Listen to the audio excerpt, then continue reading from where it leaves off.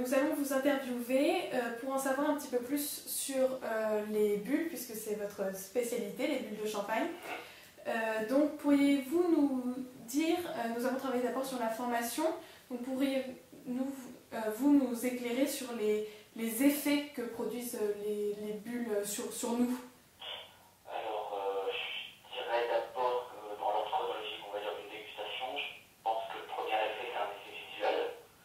Donc ça rend un petit peu le champagne vivant, à la différence des autres vins qui sont dits tranquilles, donc sans bulles, sans gaz carbonique. Donc ça, je dirais que c'est le premier effet qui est loin d'être négligeable, même si on n'est pas encore sur le goût. Ensuite, le deuxième effet des bulles, là on a un effet, on a en fait un effet dynamique. Les bulles, avec elles, lorsqu'elles remontent dans le liquide, elles vont se charger en molécules aromatiques qui seront des molécules volatiles. Ça veut dire que c'est des molécules qui ne demandent qu'à s'évaporer. Donc les bulles, au cours de leur ascension, vont entraîner avec elles et vont les relarguer au moment où elles éclatent. Donc ça, c'est un phénomène qui va rendre un champagne ou un vin effervescent plus aromatique qu'un vin tranquille. D'accord.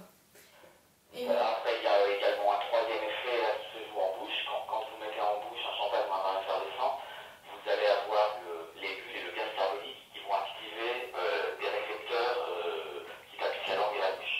Donc là, vous allez avoir un effet de piqûre en fait. D'accord. Et en ce qui concerne la formation, on a vu que les bulles se formaient notamment à cause, ou grâce plutôt, aux fibres de cellulose qu'on laissait avec les torchons. Est-ce que vous pouvez nous en dire un petit peu sur la formation rapidement des bulles?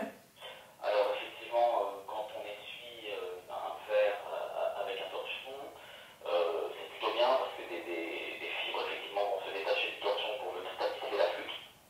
Et si on regarde attentivement avec un microscope, on se rend compte effectivement que les bulles sont générées à partir de ces petites fibres qui sont accrochées à la surface du verre. Donc en fait, à l'échelle microscopique, on voit très bien comment ça fonctionne. Les fibres, en fait, ce sont des objets qui sont creux et qui ne vont pas complètement pouvoir être envahis par le champagne. Donc en fait, c'est des objets qui vont toujours réussir à piéger une petite poche d'air au moment du versement. Et c'est cette poche d'air, pour des raisons physico-chimiques, qui va aspirer le gaz carbonique dissous et qui va le relarguer sous forme de bulles.